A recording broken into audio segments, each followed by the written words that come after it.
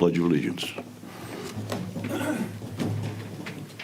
Pledge allegiance to the flag of the United States of America and to the republic for which it stands, one nation, under God, indivisible, with liberty and justice for all.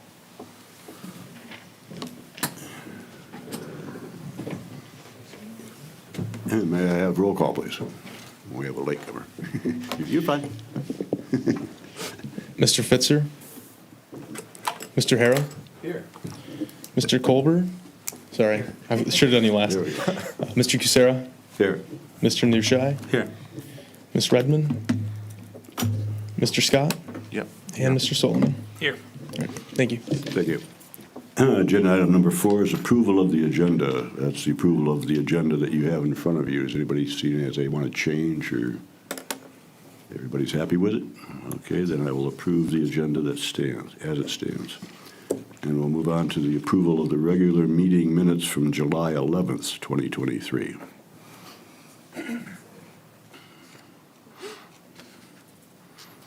Motion to approve the minutes from, what was the date, July 11. July 11th. 11th? Second. I have motion and support. Everybody happy with the minutes? No changes? Can I have roll call, please? Mr. Solomon? Yes. Mr. Harrell? Yes. Mr. Colbert? Yes. Mr. Kucera? Yes. Mr. Nushai? Yes. And Mr. Scott? Yes. Thank you. Agenda item number 6 is public discussions for items that are not on the agenda. Is there anyone here from the public that wishes to speak about something that is not on the agenda? Tick, tick, tick, tick, tick. Seeing none, I will then close public discussion, and we'll move right along to agenda item number 7, which is a site plan review for 400 South Main Street. Do you want? Okay. Yes, can we have our department Great. start first? Good evening, Planning Commission. I'm here in lieu of Joe to discuss the staff reports tonight. The case here for the 400 South Main site plan amendment is just a facade change. They're just changing some windows, changing some materials, and adding up, I believe, a small overhead door. They're not changing anything associated with the footprint or the site, to my knowledge. Because this is specifically provided for in the zoning ordinance, it is your decision to make tonight. It could not be administratively approved by staff. It's to be approved by Planning Commission. So the applicants are here if you have any questions for them, but that's really it. It's the materials in the packet.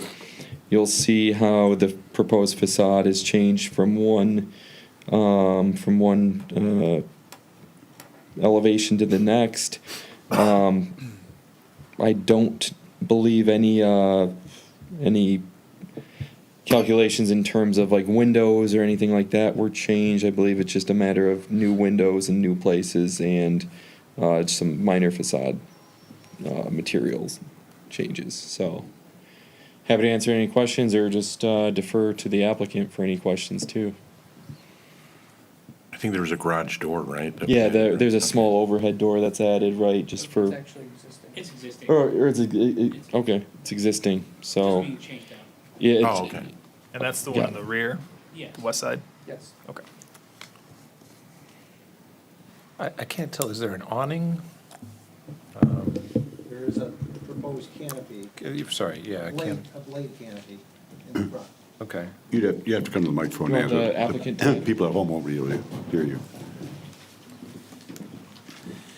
My name's Stephen Kwasnick with Architectural Intelligence. We're the architects for this project. The changes that we're doing is that we want and I'm representing the tenant, which is Loaded Dice. And what we want to do is, in the previous approval, it was all the way the same material all the way across. And you can see we increased the facade just a little bit and put metal on the corner and made the window a little bit bigger on the side, on the Charlevoix side. Basically, it's the same just all the way down. We're replacing the door that's there with a newer door, new man door, new overhead door, and in the back, previously, the site plan was approved, there was nothing done on the back. So the back now is our entrance, because the parking lot is in the back. So we have our main entrance there, and then we replace some windows and the overhead door that's in the back. So the tenant is going to absorb all that cost that's in the back. So he wants to give a little more presence just to the back of the building, because that's kind of like his front door as well. What, so is that canopy changing, or is, what The color? canopy in the front Yeah. is a new canopy. There's no canopy there now. So we Yeah. want to put a little canopy over there because we're having an entrance in the front and the back. So since there's street parking in the front, we want to have a little canopy there just in case it's raining, a little cover, because there is no vestibule. You walk right into the space there. Yeah. So Is it's it just a permanently extended canopy? It's not or is it a canvas type? No, it's a metal prefab. It's a permanent. What you see everywhere else. It's just with the little rods. It's just a prefab. Yeah. 4 feet deep, 8 feet long. It just with the rods and just attaches right to the wall. Okay. Any idea what color that canvas is, or vinyl, or whatever it is? It's a metal. We'll probably paint it. Well, we want to do everything dark, like a charcoal gray on the corner. Because if you look at the elevations, we have the metal siding on the corner, and then and the metal siding turns the corner as well. It was metal siding up at the top of the building, but we brought it all the way down. And because we want to have the loaded dice, the tenant stand out and not look like the rest of the strip center, so to speak. So we want that. He's the biggest tenant in the building, so we want to give it a little some prominence and emphasize that corner.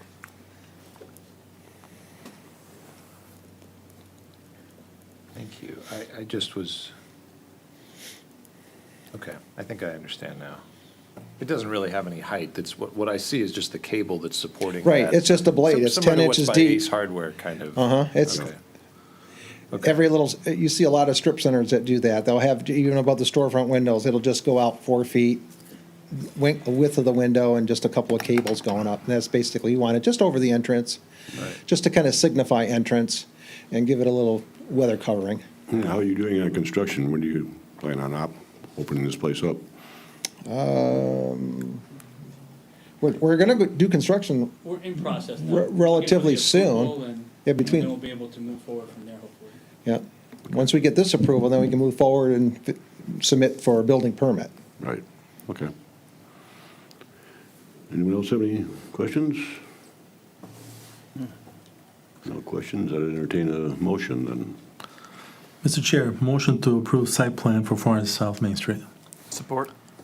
Motion support, no further conversation. Can I have a roll call, please? You want to take roll call? I gotta stop. Oh, sorry. Unless you wanna do it. Mr. Colbert, Yes. Mr. Kucera, Yes. Mr. Nushai, Yes. Mr. Scott, Yes. Mr. Solomon, Yes. and Mr. Hara. Yes. Welcome to Clausen. Okay. Thank you, everyone. Thank you. Thank you. Thank you. Thank you, guys. Moving on to agenda number 8 is the site plan review for 436 to 456 West 14 Mile Road. All right, I am happy to discuss the details of this 436 to 456 West 14 Mile Road site plan. As you're aware, it was at a few meetings ago before the commission. There were some changes that the commission suggested be made, and the commission postponed the decision at that meeting. So since then, the applicant has provided, in our opinion, all of the details necessary to seek approval. Obviously, there are 2 caveats. That's potential variances that need to go before the Zoning Board of Appeals. So any approval tonight, you need to make contingent on the fact that they need those 2 variances. I wouldn't recommend that hold up the project. That's a course that can be taken on by itself. The the applicant did provide a proposed development agreement, or a proposed easement agreement document, where the two parties essentially attested that they will record an easement for the parking access. So, in our opinion, that meets the, one of the reasons why this case was postponed to begin with. Besides that, there's just a couple tiny little details, like the house side shield should be provided on the light fixture. That's something you could include as a contingency with the approval, as well as just the detail of the screening wall. Very, in our opinion, very simple stuff that could be added as conditions of approval. So, I'm happy to answer any questions, but to us, from a staff level, it looks like the kind of the major details that cause the postponement were provided for. I think we had questions on the wall you mentioned, and that was, at one point, it was 4 foot plus something. and So it's up to 6 foot now, right? I believe it's up to 6 foot now. I can double check that in the site plan. The ordinance requirement is 4'6", but if you believe that there is a, I think it was going to be low, and then it was going to jump up to 6 where the dumpster was, and then back Yeah. down again, and they decided, we'll just make it smooth, Okay. make it 6 feet all the way across.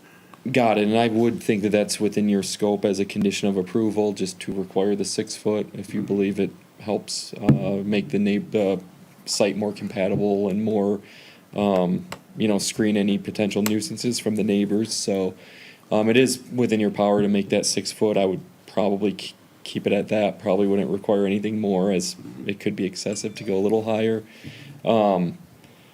I believe it is provided in the site plan. I would maybe just defer to the applicant, just out of respect for our time, if they did provide the 6 foot. Okay. We, currently we have it at 4'6". Yeah. So that's all you have. So it is 4'6" besides the dumpster, where it's 6 at the dumpster. So it's only 4'6" in the areas outside of the dumpster. Just to reiterate what the chair was saying, was during the conversation, when I know we had a lot of the neighboring residents around, we discussed, and I thought it was agreed upon by the applicant, that they were going to raise it to 6 foot, just because that was a request of the neighborhood, and they were fairly doing that to appease them. And also, I think I saw there was the inclusion of evergreens as another way to gain height over time. So if they can clarify both those points. Yeah, and just for the evergreens, I can even clarify that I believe they did include the evergreens on their revised landscape plan. So I believe those are kind of lining the parking. Those are lining the parking lot portion. Let me confirm the PA5. And it was, I guess I'm asking for clarification from the applicant too, because it was a little bit, when we got the PDF for this packet, there were some icons that were stretched and kind of in the way. So Oh, yeah. that would be helpful, just to clarify both those points. Yeah, that's a good point. So it looks like in the PDF, it looks like there's a weird formatting thing. Why did they all come through as comments? I Yeah. don't know. Hopefully it's not just on my end, but It looks like it's No, I think it's on Norway on the city's spruce. end, Okay. when they received it. Yeah, so they're, and I'll pull it up right now, and Plantings were on the west side of the lot, right? Backing up to a private house there? Correct. there's, I think they added them on the north side as well. Yeah. From one of the pictures, We now I did. lost what page it was. Okay. we Yeah. did. I'm sorry, I'm gonna pull them up so I can, kind of go over it a little bit more in detail for you. Yeah, it looks like So- on page 34 of our packet You have is it, where okay. I was referring to. At least I can see the trees, but I couldn't see the size of the fence. So the size of the fence is 4'6". Those trees, whether we make the wall 4'6" or 6 foot, those trees are gonna extend above that. And those are gonna be your primary screening method. So the ordinance minimum requirement is 4'6". So we're respectfully proposing it at 4'6". Obviously, the commission has the ability and the authority to make it a condition at 6 foot. So if you guys felt that that needed to be there in order to approve it, we respect it. I think that came up at discussion at our last meeting when we had a lot of the public here that were living behind it. Correct. And I That think- is a I lot of thought- their My concern. understanding was the agreement was made, it was gonna be 6 foot. I remember it that way as 6 well. foot all the way across. We're okay with that. You have no problem with that, then? Okay, we'll lock you in 6 feet. 6 feet, yeah. Okay, Procedurally and, speaking, though, my understanding in the past is that if there were variances, that those would go to ZBA first and then come back here. And obviously, we're discussing it here as the opposite, right? Well, conditional approval of here, subject to ZBA. What I'm concerned about in that is that I understand that the official way to inform the neighboring residents of the entire arrangement and summon them to public comment is actually through that process. Is that wrong, Nick? You know, So the applicant can choose whether or not they want to proceed for the variance first or after their site plan. And so when they're getting a variance, the residents are notified in the area about the variance that the applicant is seeking. So what is the final part of your question? all right, so I gotta play it out on a story. So I think there's 2 variances listed here currently.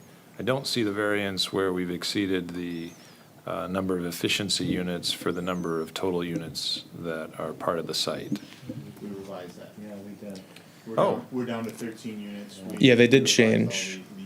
So, yeah, that was great. I did see that in the packet, but I believe, to your point, there is still a room requirement at 24, and they're at 25, but it That's was still there. a small rounding error we talked about last time, so I It's think the way they're the still ordinance is seeking that. written and how it's rounded. The way it's rounded is a little bit unique, but, so that's, That's it still. it doesn't round, yes, exactly. So they would be seeking the 2 variances for the east setback and then the room I don't know what to count. call it. Yes. Room count, yeah. Yeah. So it's still listed in there. They did change I think they dropped the number of efficiency units, which would be 1-bedroom units, and they upped the number of 2 bedrooms, Okay. which is perfect. Okay. great, because I know we discussed that, and I appreciate you guys going back and looking at that. But they're still seeking variance for the 1-room difference. Yeah, no, I'm good with that. I thank you for that, too. Okay, so procedurally, if I live next, let's take this whole example out of it, as just a generic question. Sure. How do residents get notified deliberately when the city clerk sends them letters that saying a variance is being requested for this site next to you? So we will use the county GIS system, and then you put an address and you have a radius of 200 feet? 300 feet, 300 feet. And every single property that, whether it's a foot inside of that radius or their entire property is inside the radius, they get mailed a letter 15 days at least before the public hearing to give them notice that someone is seeking a variance from our ordinances for whether it's something like this or their neighbor wants to build a taller garage, for example. Understood. So that's the way they get notified. And that's for the public hearing at the ZBA? Correct. Okay. So you're saying if we did approve it today, conditionally or otherwise, and there are 2 variances to be sought, immediately letters will go to those residents inviting them to the ZBA meeting because of those 2 So variances? procedurally, you guys could technically approve the site plan contingent on the ZBA granting those 2 variances. But in order for that to happen, we would need to receive an official application from the applicant. And then once we get that application from them, we process it accordingly, see what meeting date they meet by the deadline requirements, and then we'll mail out the notices from there. At this point, it's probably going to be the September ZBA meeting based on the timeline.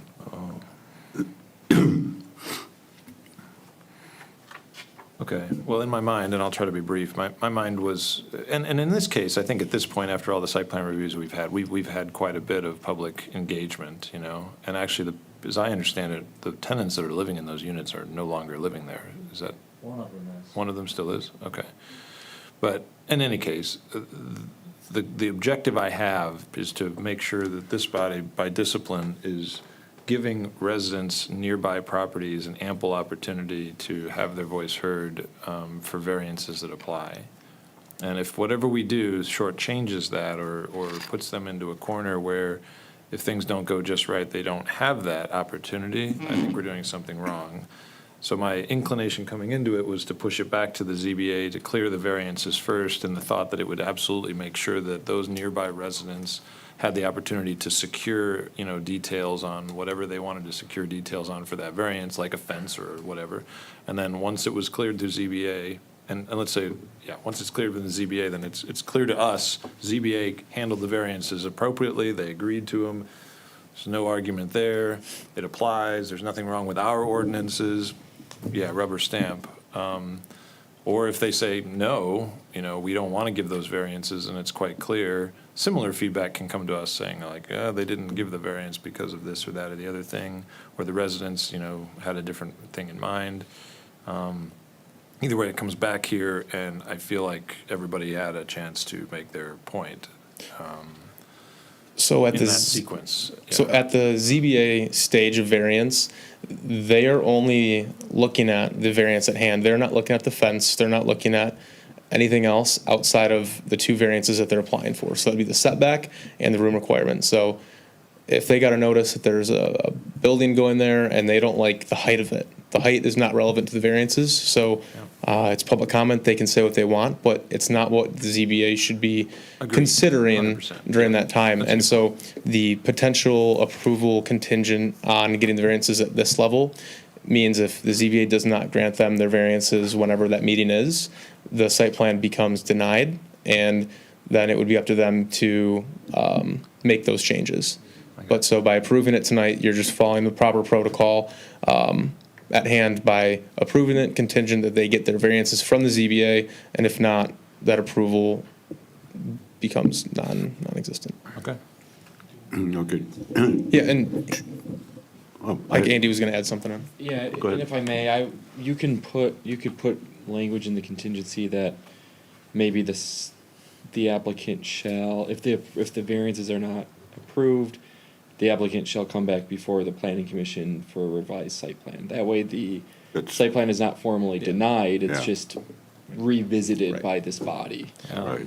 And it's not necessarily an uncommon process. It's just we don't have a ton of circumstances where, we don't have a ton of room to develop, and so these instances come up infrequently, but it's not an uncommon situation to go through. Sure.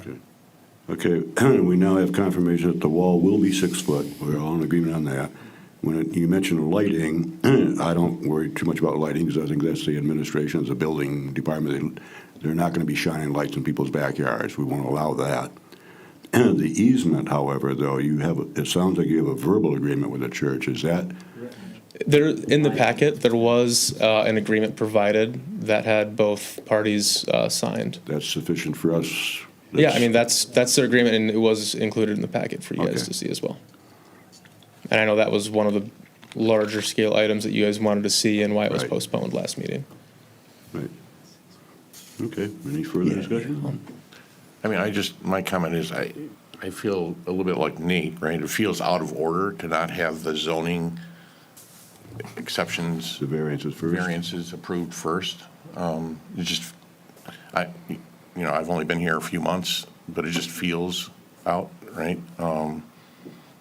So I was just making that comment, that it feels like everything should be laid out. We get the site plan and the variance is already in place, and now we can review what is the final site plan now with the variances accepted, right? Well, I can try and find some research on points on why both options are viable in communities, and I can provide that to you guys. I'm sure that would help. But, right, and there's nothing requiring it. And, at the end of the day, it still will come back to you guys if they don't get those variances. So whether they went to the ZBA before, got them, it's still gonna come to you guys, and whether they went to the ZBA and didn't, they would make changes if they wanted to, or change their variance, or something to that degree. So it's 1A and 1B, it's not one in front of the other, because the applicant can choose what way they proceed first. Gotcha. Let me try to articulate my point another way that you've kind of inspired me to think about here. It just so happens in this case, on the first go-around of site plan reviews, word traveled quickly among the neighborhood, and they came and they talked to us. Many of them did anyway, right?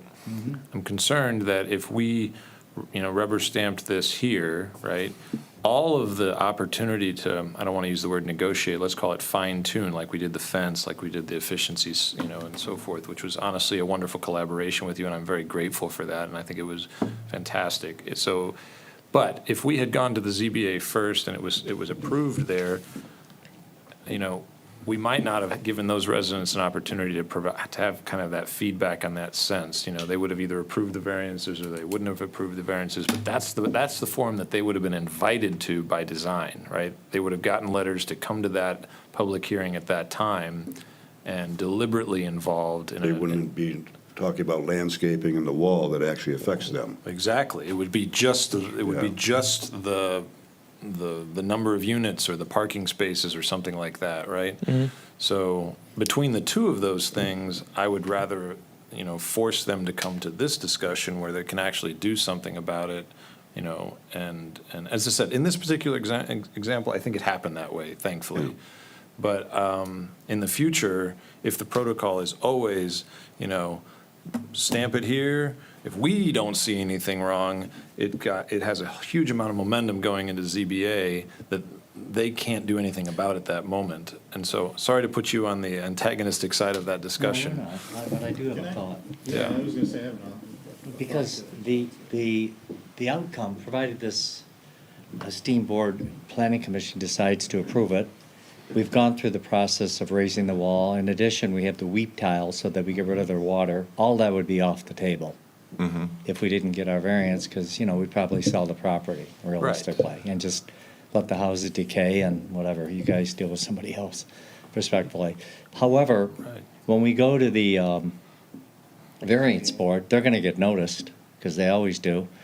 And we're going to call them in advance to tell them we were here, so that there's no surprises. But they're getting the wall, they're getting the vegetation. We don't think that the variances are overburdening. We think they're pretty good, pretty reasonable. You know, the setback, you know, we now have the fire suppression systems that we didn't have. We made the allowance to get the neighbor to get the easement next door, which he needs, and it's a binding letter.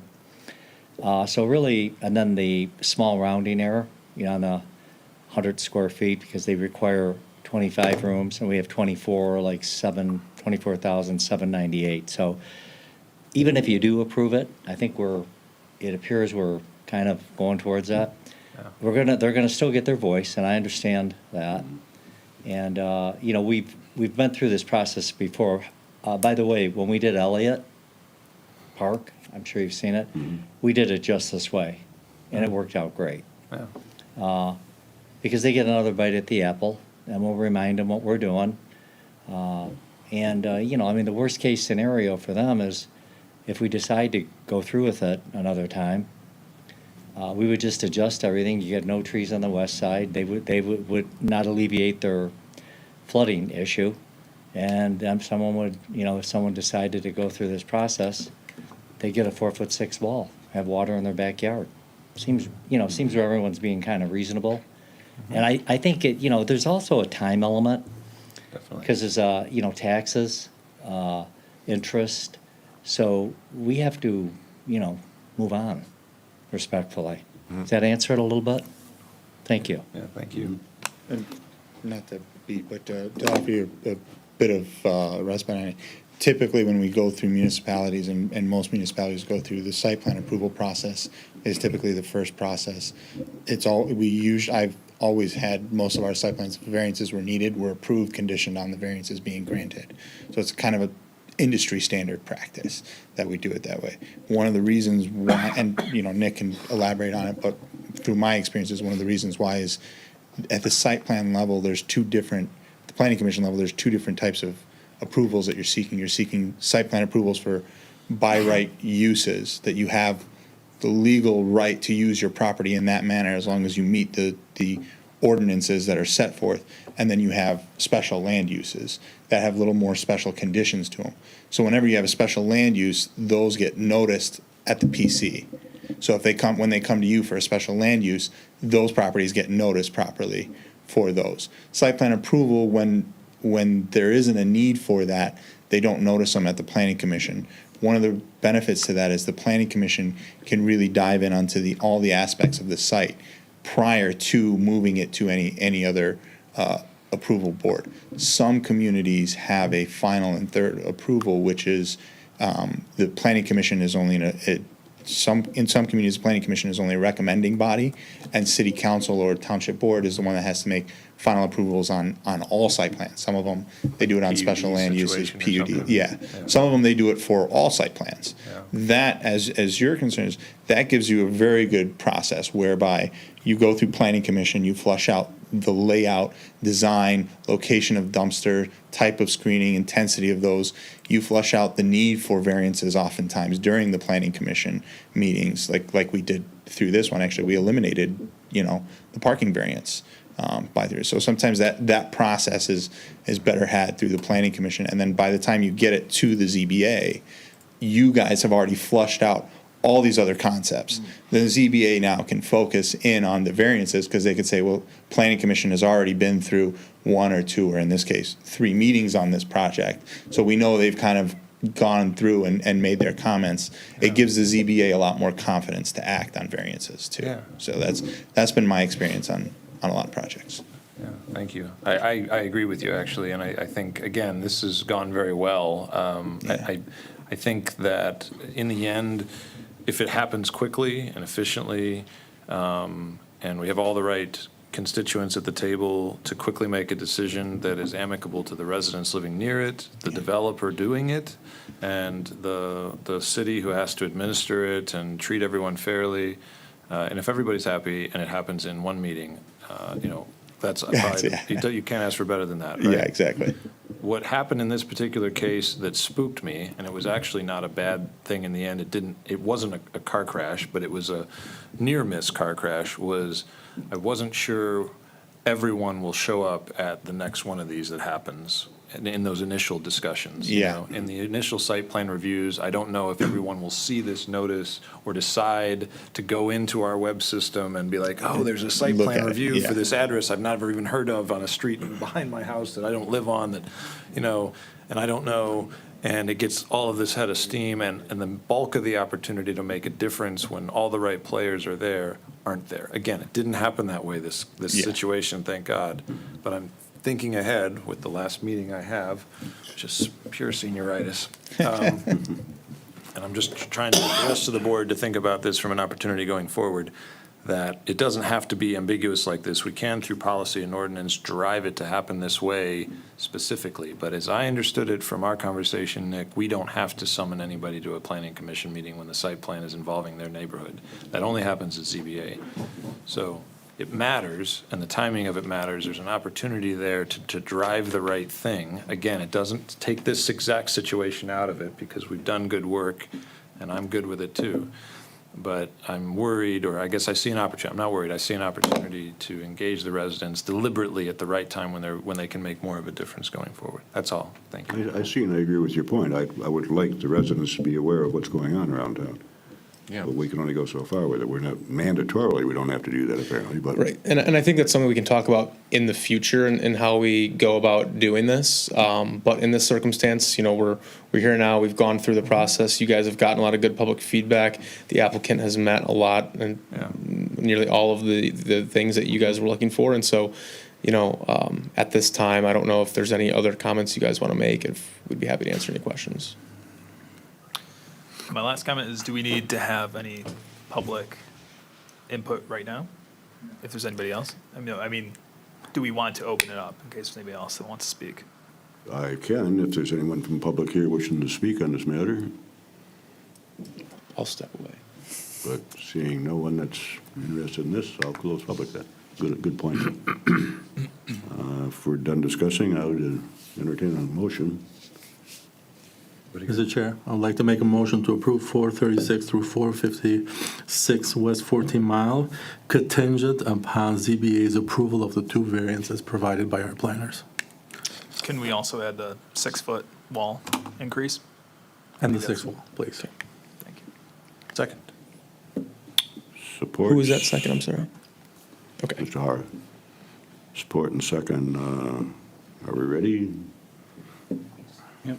I'll take roll call then. All right. Mr. Solomon, Yes. Mr. Scott, Yes. Mr. Nushai, Yes. Mr. Cusero, Yes. Mr. Colburn, Yes. Mr. Hara. Yes. Thank you. Welcome to Clausen. Great night, guys. Appreciate it.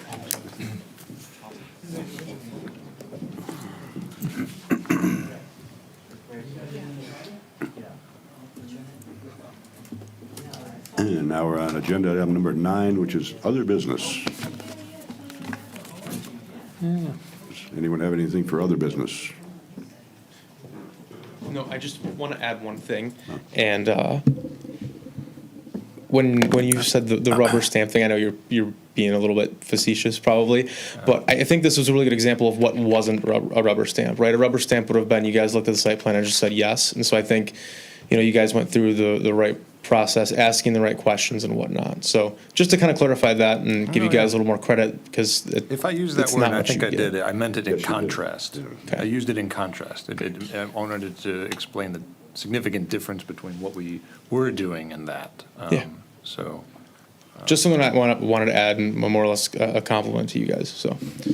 Yeah, I'd be interested in knowing how we can standardize that process to be what we had just now, right? Where the public does get notified. I know you said there's no requirement to do so, but how could we make that a requirement? What's the process? So there are certain stipulations with Michigan state law and then some requirements when it comes to being a redevelopment-ready community, which we are. And so there's some things that they encourage on having in ordinances and some things that they're a little bit hesitant on. So before I can answer that, I don't want to give one way or another, but it's certainly something we'll bring up again at some point. Perfect. That sounds great. Yeah, thank you. And if there's an opportunity to do it through other channels, like Facebook through the city or others, I don't know if that's a possibility, but any way to spread word about our planning packets that I Yeah. don't know that everybody often sees, Yeah. And I'll actually kind of touch on that when I get to the report. I just want to go through the but meetings. let's be quite clear. The responsibility lies on us. So if it came to us with any other issue and we had the choice to either send it to ZBA or hold it up here, if we didn't have participation from the neighborhood, to our satisfaction, that would have been the time to pump the brakes on it. Again, it didn't happen that way in this situation, but we would have that opportunity to do that in the future if we wanted to, situationally.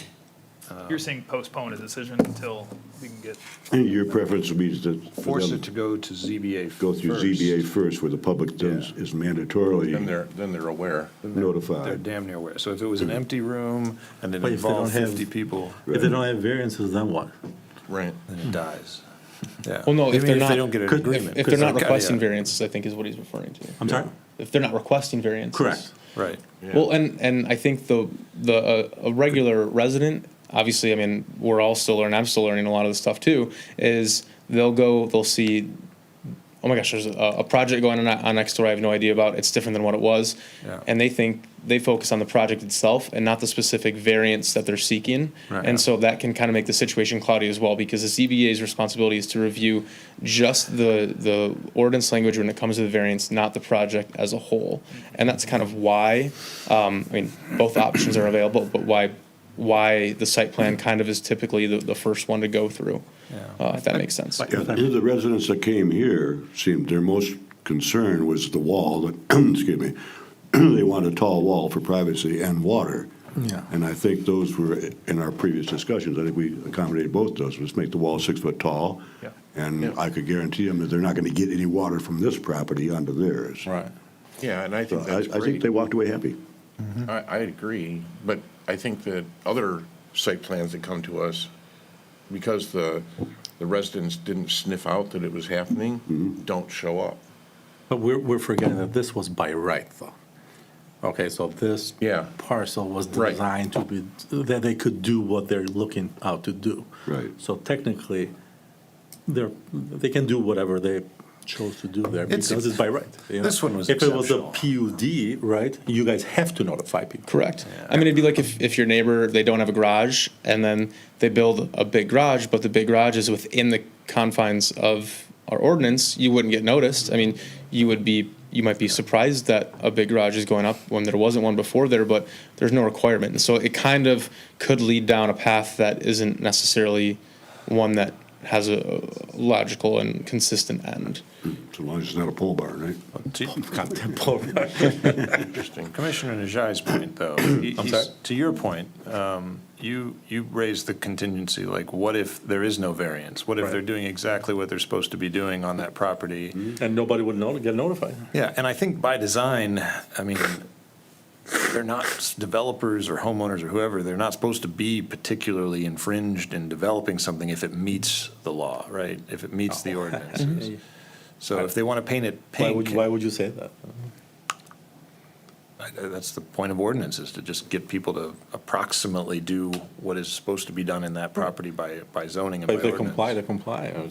Exactly. So if they are taking down a property and putting up a new property exactly like it, like, I don't think there should be huge, public outcry or huge, review, and why did you use that shade of pink, questions from us, like, I don't think that should happen. However, in this particular case, there were variances, it did drive a trip to ZBA, and I think this is exceptional in the case that we're combining lots. I think that's unique in of itself. You're right, it's mixed use, or it's mixed residential.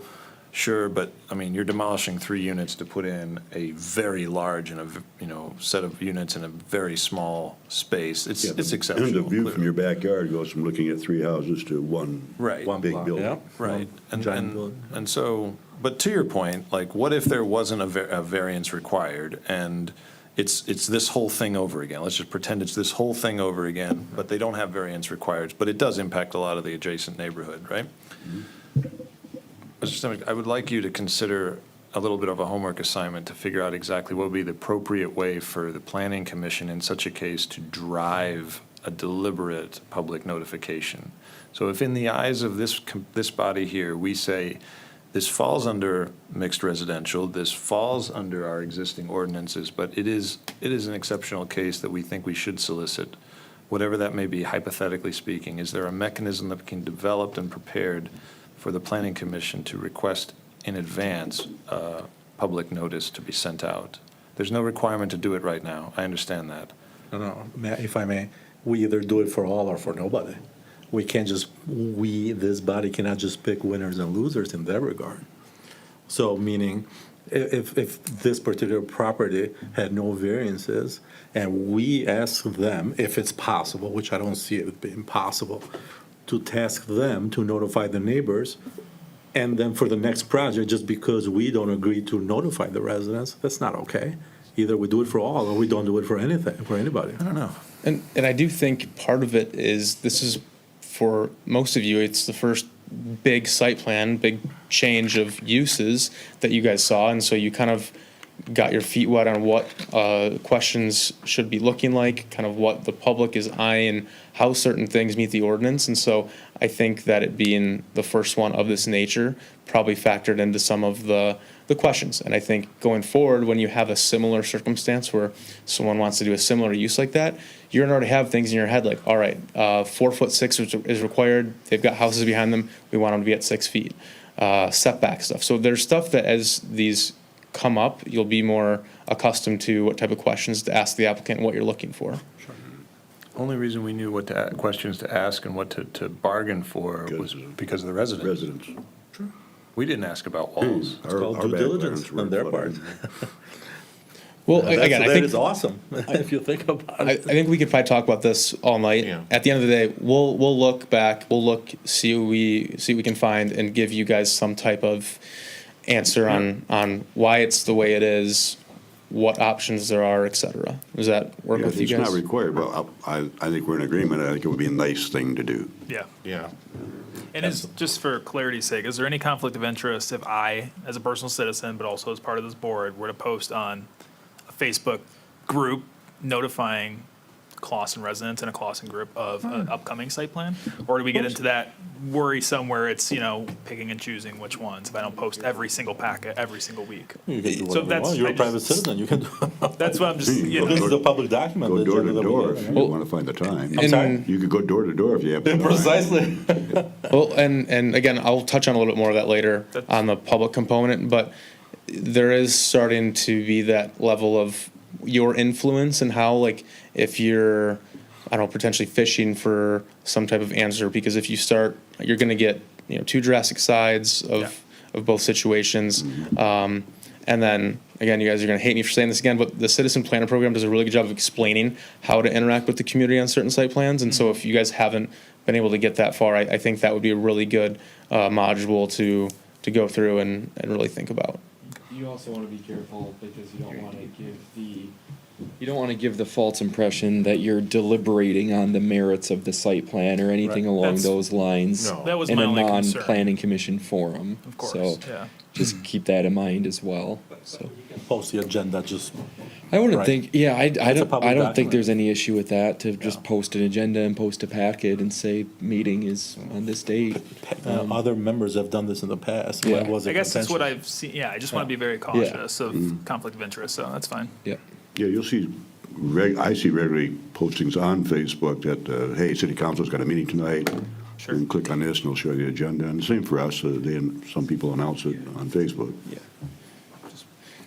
And I know there's certain things we can certainly do better on notifying the public on not just site plans, on everything else. It's something I've tried to do and improve our communication skills. And so I think we're doing, but we're not doing enough. So I hear where you're coming from, certainly. Yeah, that could definitely be a recommendation even for Yeah. you guys to come back with. There might not be a legal way to go about it, but there might be an opportunity for the city to be more frequent with their postings for both city council and the planning commission packets. Yeah, absolutely.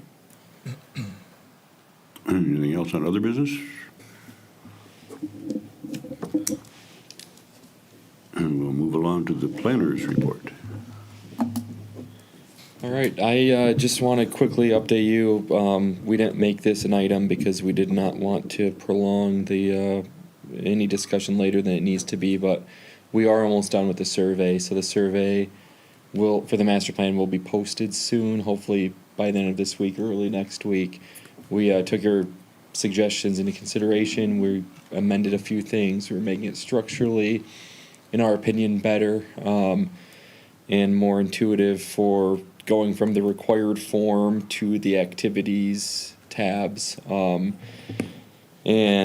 just fixed up the suggestions that you made. So we'll have that.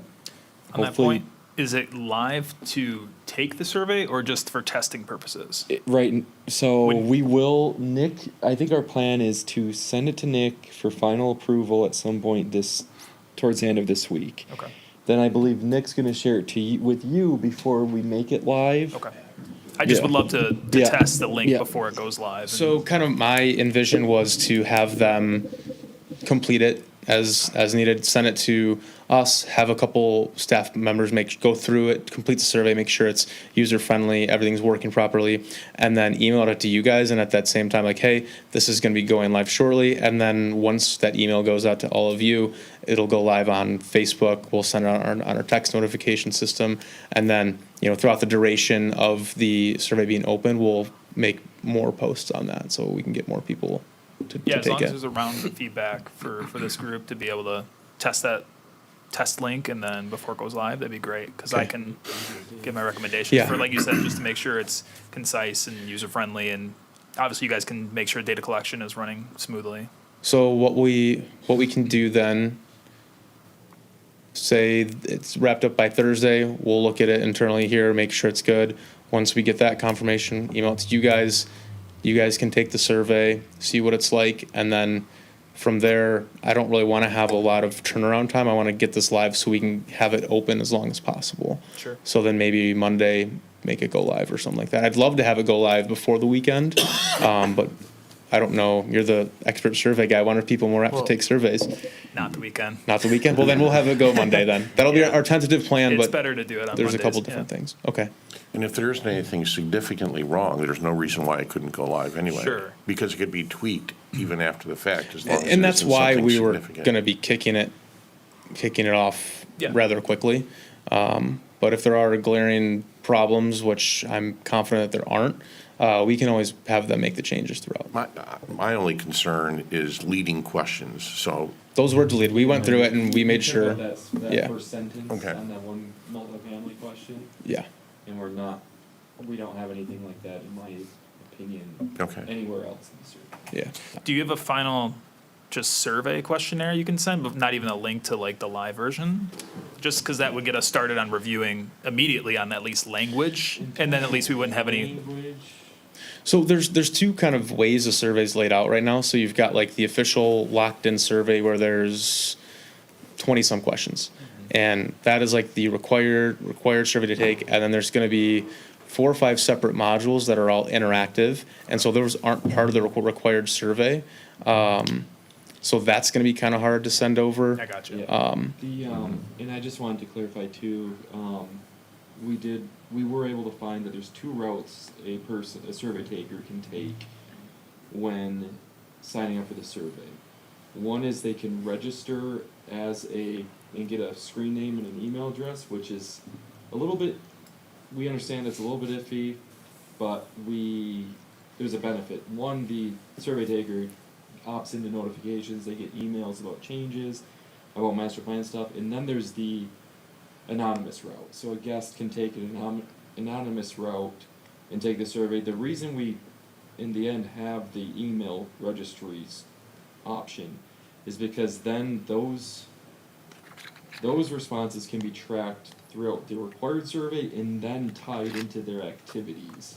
So we know what somebody is saying who said that, hey, I'm a renter in Clawson, all the way through their activities, if they register. If you don't register, if you're anonymous, unfortunately, those activities cannot be tracked back up through the required portion. It's just it's a weird thing with the platform that we've worked out. And we went back and forth on that, and having both options, I think, because there's some people who might see, I don't want to sign up for this, and that we don't want to deter people from taking the survey. So by giving both options, we think we'll be able to get the most responses. Sure. Yeah, as long as you guys are crystal clear about use of information and PII, Yeah, like we'll have a they're very disclaimer comfortable. Yeah, they're very comfortable with like, okay, I'm giving you my email address, but you're not gonna literally know my reposted. responses and come back to me, right? Because Right. people that. And that's why we wanted to make sure both were Yeah. viable. Okay. And they'll only be able to take the survey digitally. There won't be any ability to take the survey if you have paper or anything. We can see, I mean, the interactive stuff Yeah, well. is going to be okay. tough, but we can probably print off some surveys. Yeah, like the required survey, we can see if we can print some off and have them at the library, Hunter Community Center, whatnot.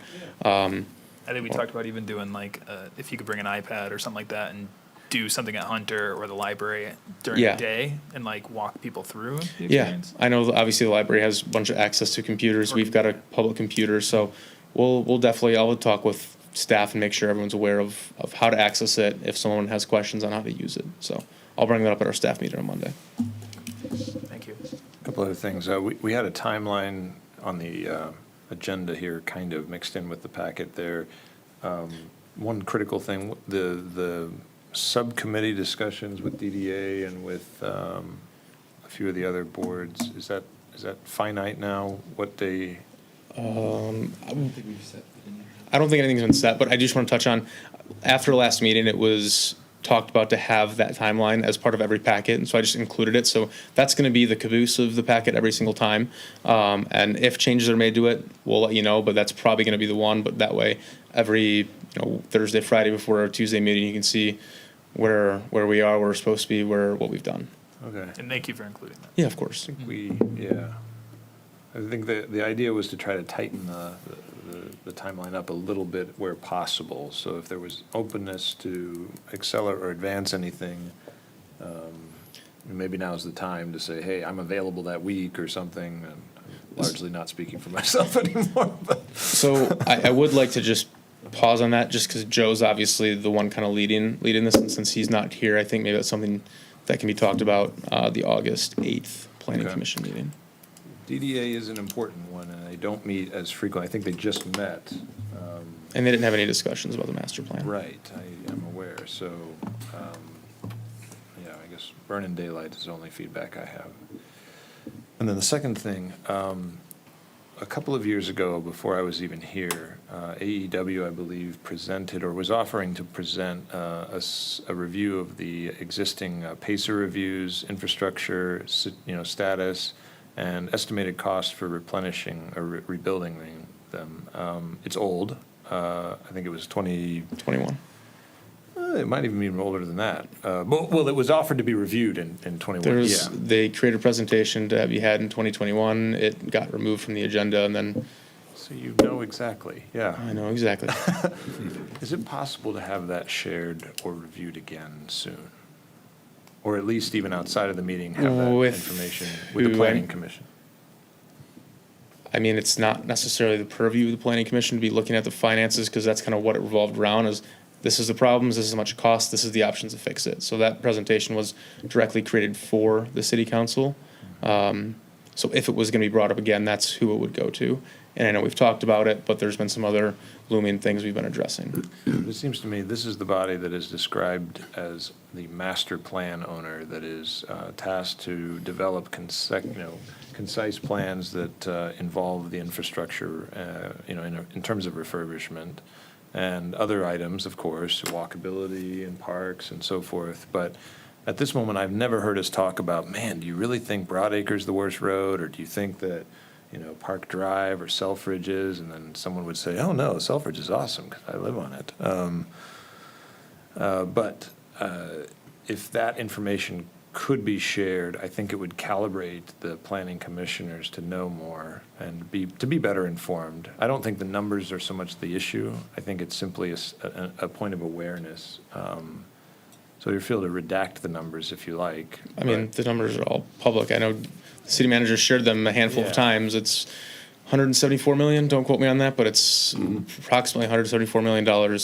So it's a couple years old, so that number could be changing, yeah. in a degree. But I think what you're looking for is the prioritization that was. Mainly that. That was Right. in place at that time. Right. It may have changed. May have but changed. What was it then? pretty sure some things have gotten better where there has been, upgrades. And I'm fine with it not being up to date, by the way. I'm not looking for it to be filtered with the latest updates. I can do, or you can do whatever you want to reflect the existing improvements that have been made since that report was made. But I think that would be very valuable to the planning commissioners. So if you could arrange to send that out, it would be a very courteous thing to do. That's all. Thank you. All right, thank you. Let's move along to the staff report and training opportunities. All right, so I was going to start this off by sharing the timeline was included, but we already touched on that. So again, that'll be the end of the packet going forward until we wrap up the master plan. Again, strongly encourage you guys to keep up to date on your citizen planner. I'm going to reach out to them and see if I can get a progress report on where you guys are. So if you want to make some progress in the next week or so, I would, like I said, encourage that.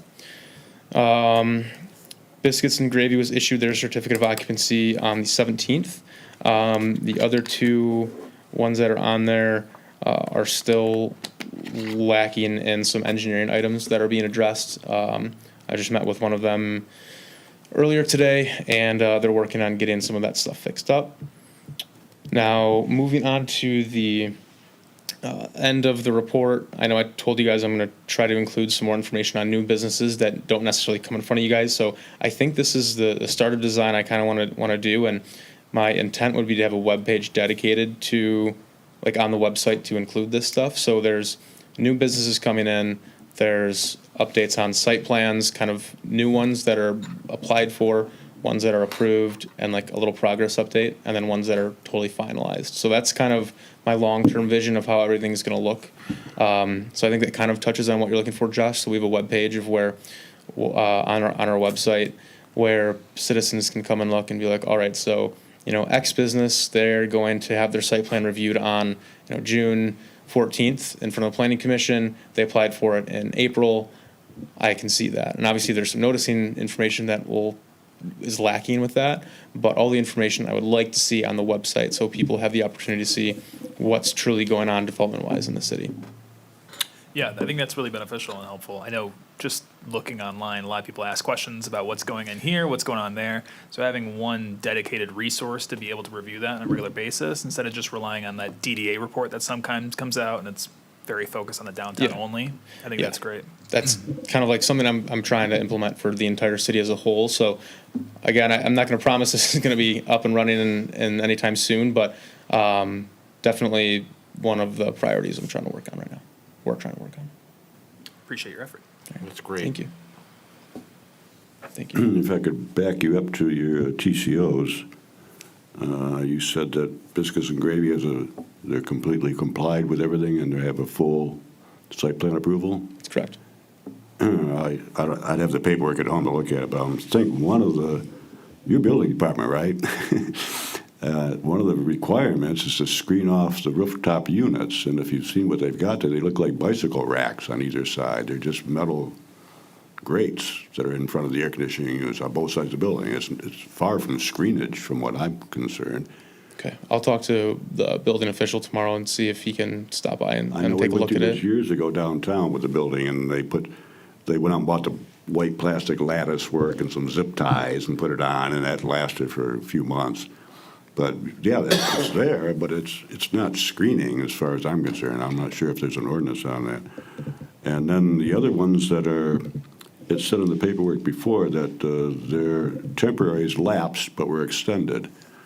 And then right below that was the ordinance that you included on it, and it said that these are not extendable from what I was understanding. I'm afraid that are we just giving out temporary certificates and just extending them and extending them and extending them? No, so those two projects were, the 1,000 North Crooks one was a bit larger scale, and they have their full bond with us, a $50,000 surety bond.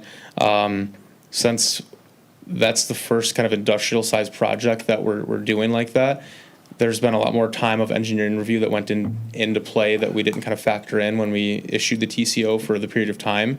And so becoming more familiar with how long the engineering process can be is we're probably going to have the TCO be extended longer from the start, so we don't have to do these short Temporary extensions. extensions, yeah. Okay. And that's just something, we've had to learn along the way.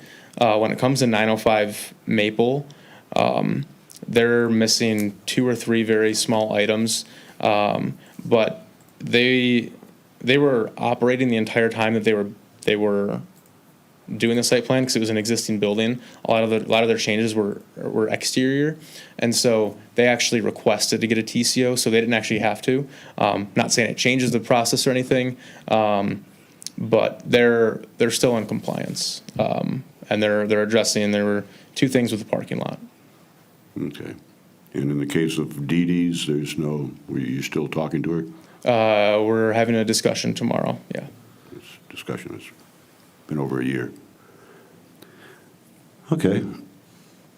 If we're done with that, we'll move on to legal update, which we don't have because we don't have a lawyer tonight. And if anybody here would like to make a comment about any subject they want before we close this thing down, you're more than welcome to. No, I guess, but, yes. If it so happens that this is the last time I'm sitting with you, for whatever reasons, it's been a privilege and a pleasure, and I've really enjoyed it, and thank you, Nick, and Andy and Joe, if you're listening, thus far. I really appreciate it, so. It's been fun having you on here. Then I will entertain a motion to adjourn. Second. Motion to adjourn. You make the motion? Sure. And then you second the motion? Second. And we'll take a roll call. Mr. Harrell, Yes. Mr. Colbert, Yes. Mr. Cusero, Yes. Mr. Nushai, Yes. Mr. Scott, Yes. and Mr. Sullivan. Yes. Thanks, everyone. Thank you, everyone. Thank you.